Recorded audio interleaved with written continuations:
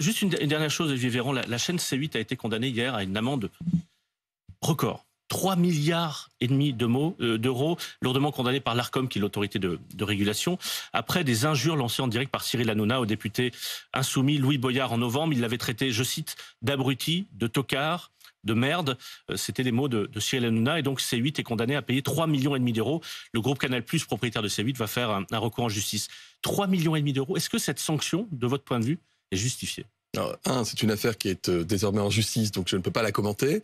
Deux, l'Arcom est une autorité indépendante et qui a vocation à. Trois, de manière générale, Philippe Corbet, parce que j'ai regardé un bout de votre émission hier soir avec Jean-Luc Mélenchon.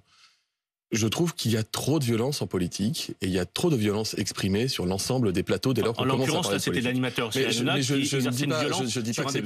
Je vous dis juste que hier, il y avait des choses qui étaient assez oppressantes. D'ailleurs, il a fini par quitter le plateau. Et la manière dont on s'interroge, la manière dont on s'interpelle. Ce qui s'est passé hier soir sur BFM TV et ce qui s'est passé sur C8, c'est très différent en nature. Et on posait des questions. Vous me refusez le droit de faire un parallèle?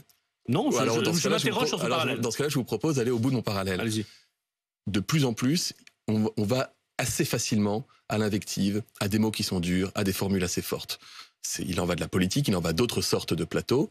Moi, je considère que la télévision, la radio, les médias en général ont vocation aussi à servir d'exemple pour la population. Et donc, le respect que les uns et les autres se doivent, nous devons aussi le garantir et l'autorité publique doit le garantir. Il y a eu manquement en matière de respect dans l'affaire que vous citez.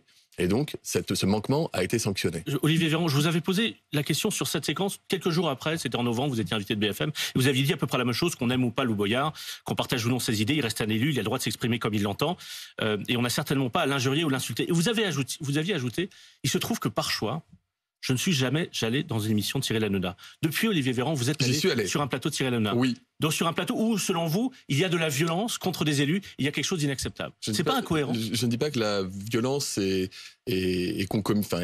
consubstantielle de l'émission d'Hanouna. Je dis qu'il y a des moments de dérapage et j'ai eu l'occasion de lui dire.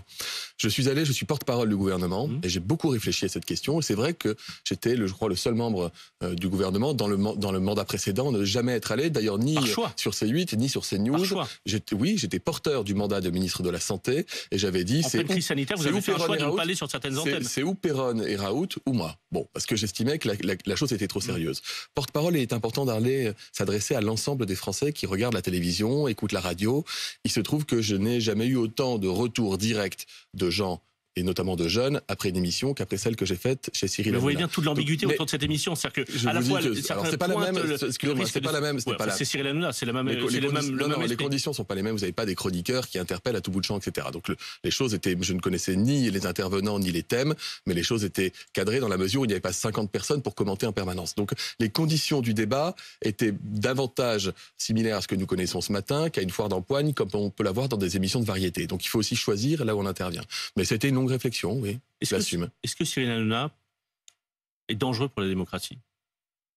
Ce qui est dangereux pour la démocratie, Philippe Corbet, c'est s'il y a l'absence de régulation, s'il y a l'absence d'évaluation, l'absence de sanctionnement lorsque des choses vont trop loin. C'est lorsqu'il n'y a pas de débunkage, lorsque des fake news sont sortis.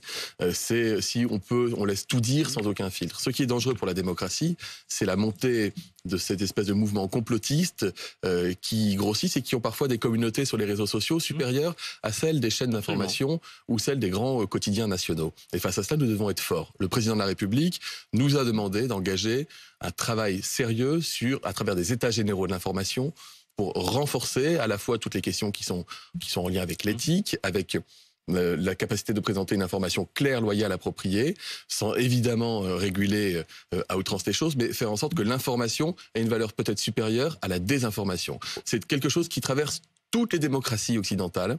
Personne n'est à l'abri. Et je peux vous le dire, je l'ai constaté pendant le Covid, je le constate aujourd'hui encore, cette espèce de complotisme et cette capacité de s'organiser sur les réseaux, à mon avis, nuit beaucoup plus au débat public que le reste.